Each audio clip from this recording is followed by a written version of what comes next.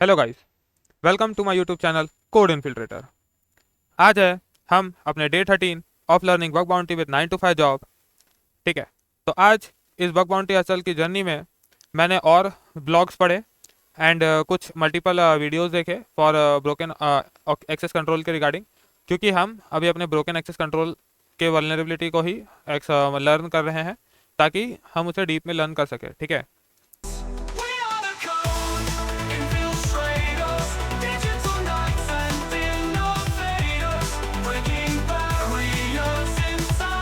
तो अगर आप मेरे सीरीज से जुड़ना चाहते हो तो मेरे चैनल को लाइक शेयर एंड सब्सक्राइब करो। ठीक है, जहाँ पे हम स्क्रैच से सीख रहे हैं। हम अपनी इस बग बाउंटी हसल की जर्नी को कंटिन्यू रखेंगे जब तक हमें बग्स नहीं मिलता। एंड यहाँ पे मैं अपनी हर वो चीज़ें अपलोड करता हूँ जो मैं रोज़ सीख रहा हूँ नॉलेज गेन करने के लिए। ठीक है, एंड इसके लिए एक छोटा सा डिस्क्लेमर कि this video is only just for educational purpose. ठीक है, तो आज इसमें मैंने जो ब्लॉग रीड किया, मतलब मैंने मल्टीपल ब्लॉग्स रीड किया, बट जो बेसिक अंडरस्टैंडिंग था एंड जिससे मुझे समझ में आया एंड मैंने उसका नोट्स बनाया हूँ। ठीक है, तो देखिए नोट्स बनाना बहुत ज़रूरी है किसी भी आप किसी भी ब्लॉग को या कहीं पे भी यूट्यूब पे भी अगर आप कोई वीडियो देख रहे हो या इवन आप चैट जीपीटी से भी अगर कोई चीज़ पूछ रहे हो जो आपको नहीं समझ रहा है, तो आपको जो समझा है आपको उसको अपने खुद की भाषा में नोट बनाना बहुत ज़रूरी है। ठीक है, तो जो मैंने ब्लॉग पढ़ा था एक zero click account take over. ठीक है, how I can take over every account on this website. And ये देखो कि लेटेस्ट ब्लॉग है 27 नवंबर का। तो ये अकाउंट टेक ओवर के रिलेटेड एक ब्लॉग है जो भी ब्रोकन एक्सेस कंट्रोल के रिगार्डिंग है। ठीक है, तो इसमें इस यूज़र ने बताया है कि मतलब कैसे उसने उस वल्नरेबिलिटी के ऊपर आगे बढ़ा था। तो उसने मतलब लॉगिन एंड रजिस्टर की फंक्शनैलिटी को चेक करने के बाद उसने रीसेट पासवर्ड की फंक्शनैलिटी जो होती है, हर उसमें होता है रीसेट पासवर्ड करने के लिए। जैसे कि हम बहुत मतलब किसी भी वेबसाइट हो, कोई भी वेबसाइट हो, अगर गूगल का ऑटो सेव पासवर्ड हमने टिक नहीं किया है तो हम उसका पासवर्ड भूल ही जाते हैं मोस्ट ऑफ द टाइम्स। ठीक है, तो इसके लिए रीसेट पासवर्ड फंक्शनैलिटी हर वेबसाइट में होती है, बट इसको हम कैसे एक्सप्लॉइट कर सकते हैं ये चीज़ इसमें एक्सप्लेन की गई है। मतलब जैसे इस यूज़र ने उस चीज़ को मतलब एक्सप्लॉइट किया था या चेंजेस किया था।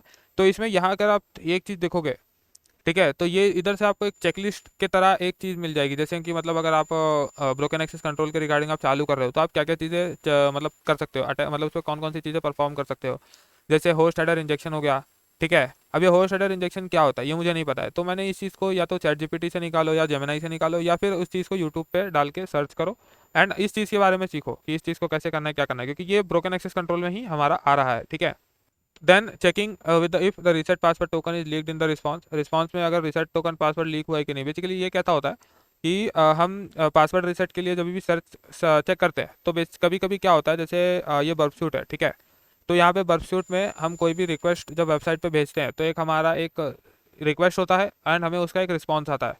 तो कभी कभी क्या होता है बर्फशूट में हम जितने भी रिक्वेस्ट को ट्रैक कर रहे हैं, अगर उसका रिस्पॉन्स में कभी टोकन लीक हो गया जो रीसेट पासवर्ड का टोकन होता है तो वो भी एक वल्नरेबिलिटी में आता है। ठीक है, तो उसने ये सारी चीज़ें चेक पॉइंट को चेक किया बट उसको कुछ भी नहीं मिला। तो उसने क्या किया, एक नया उसने वो निकाला कि रीसेट पासवर्ड फंक्शनैलिटी के ऊपर जब वो क्लिक कर रहा था, ठीक है, तो एक मेल सेंड हो रहा था।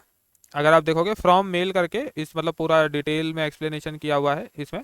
फ्रॉम मेल करके मेल सेंट मेल का भी पैरामीटर जा रहा था एंड फ्रॉम चेक का एक पैरामीटर जा रहा था एंड टाइप जा रहा है reset password confirmation new password and new password repeat.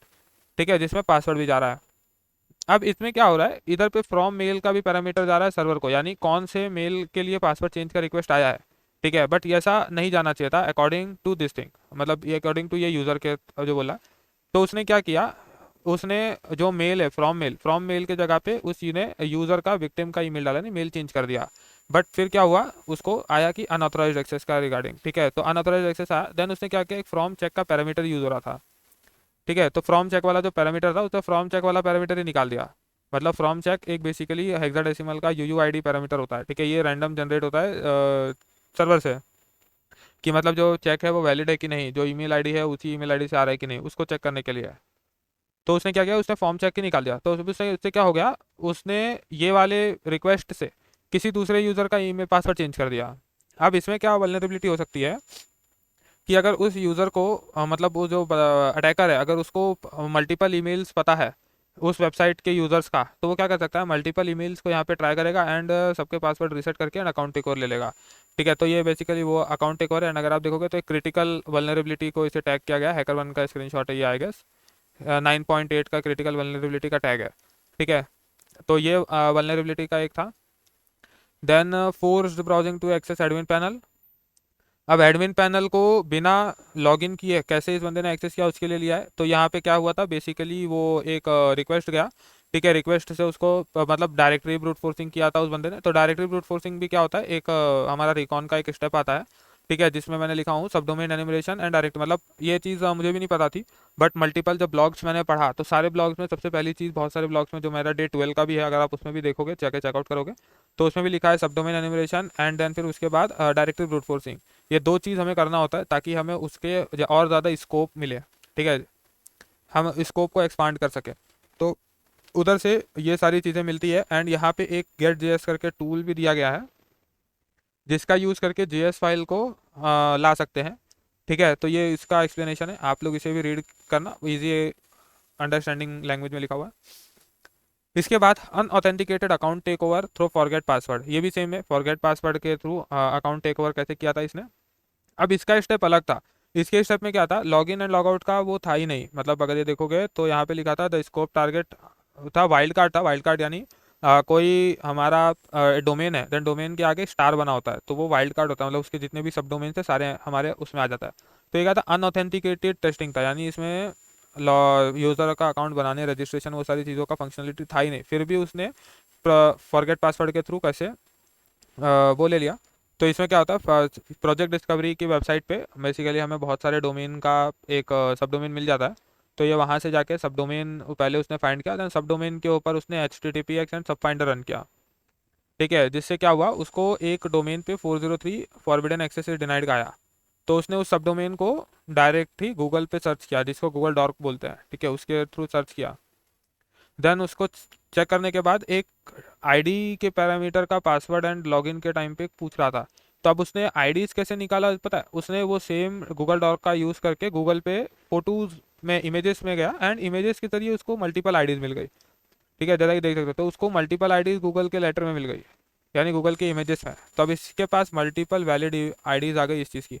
तो ये क्या होगा, ये एक बहुत ही मतलब रिस्क वल्नरेबिलिटी हो गई, जैसे हमको बहुत सारी फोटोज़, बहुत सारे डॉक्यूमेंट्स की चीज़ें कभी कभी अपलोड कर देते हैं ऑनलाइन, ठीक है। तो वो चीज़ें नहीं करनी चाहिए, ठीक है, उसका कोई मिसयूज़ कर सकता है किसी भी वेबसाइट पे। तो इसका मिसयूज़ करते हुए उसने उसको वो मतलब जो भी आईडी था उस आईडी के ज़रिए उसने क्या किया, मतलब बहुत ही डीप में ब्लॉग है, बट उस आईडी के ज़रिए उसने पासवर्ड रीसेट करवा लिया। एंड पासवर्ड रीसेट का जो मतलब टोकन था ना, वो इसमें ही, अगर ये इसका जो इमेज दिया हुआ है, अगर इस इमेज में देखोगे तो जो पासवर्ड है वो पासवर्ड डायरेक्ट रिस्पॉन्स में ही हमारा सेट हो रहा था, जो इसके पहले हमने चेक किया था, ठीक है।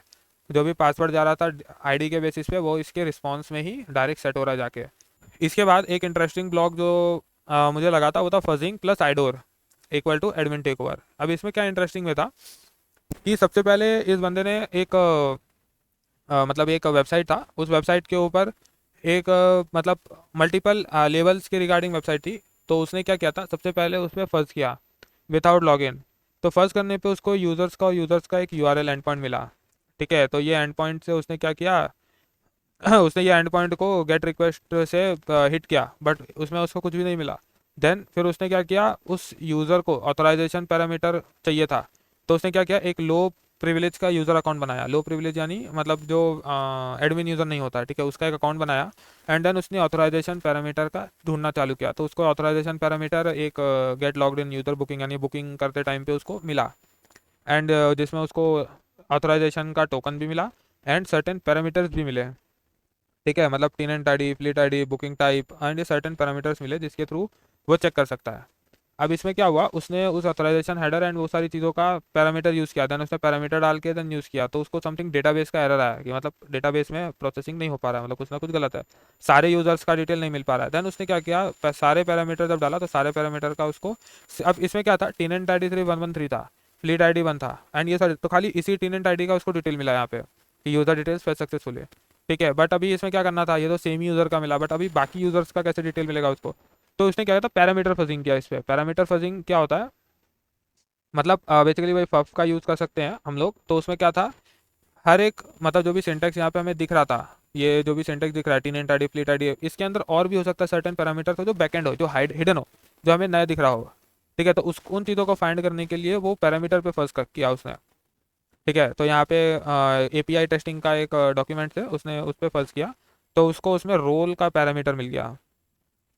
ठीक है, एंड विद 200 सक्सेस को रोल का पैरामीटर मिला। अब रोल था यहाँ पे, ठीक है, तो इसमें क्या हुआ, अब रोल उसको मिल गया, तो अब उसने क्या किया, रोल को 6 रोल था करंटली, रोल 6 उसने डाला, तो जो भी लो प्रिविलेज यूज़र थे वो सारे यूज़र्स का उसको डिटेल मिला। बट अगर उसने वो एपीआई अपडेट यूज़र करके जो उसको एपीआई मिला था स्टार्टिंग में, तो उसने उस अपडेट एपीआई यूज़र को रोल को 1 कर दिया उस अपडेट यूज़र वाले पैरामीटर से। अगर आप देख सकते हो जूम करके मैं दिखाता हूँ, अपडेट यूज़र वाले पैरामीटर पे उसने रोल आईडी 1 डाल दिया, एंड रोल आईडी 1 डालने से उसको सारे जो उसका यूज़र था उसको उसने सुपर एडमिन का एक्सेस मिल गया।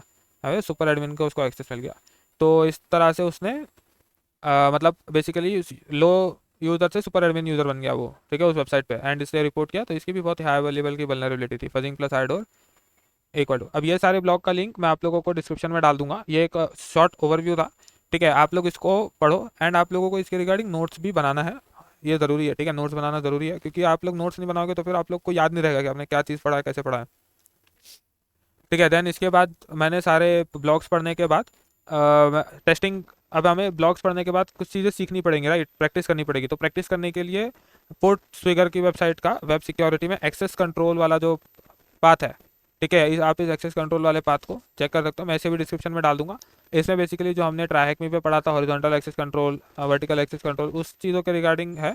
बट इसमें लैब्स भी, सर्टेन लैब्स दिए गए हैं, ये लैब्स आप लोगों को सॉल्व करना है। ठीक है, लैब सॉल्व करने से क्या होगा, अभी आप देख सकते हो मैंने 1 2 एंड ये सब बेसिक लैब्स मैंने अभी ये 4 सॉल्व कर दिया अभी तक के, क्योंकि अभी ऑलमोस्ट 12 बज गए हैं रात के। ठीक है, तो अभी आज के लिए इतना ही, ठीक है, तो मिलते हैं नेक्स्ट वीडियो में। तब तक के आप मेरे चैनल को लाइक शेयर एंड सब्सक्राइब कर दो, एंड अगर आपको कोई भी डाउट है या कोई भी अपडेट देना है तो आप मेरे को कमेंट कर सकते हो, ठीक है, डिस्क्रिप्शन में।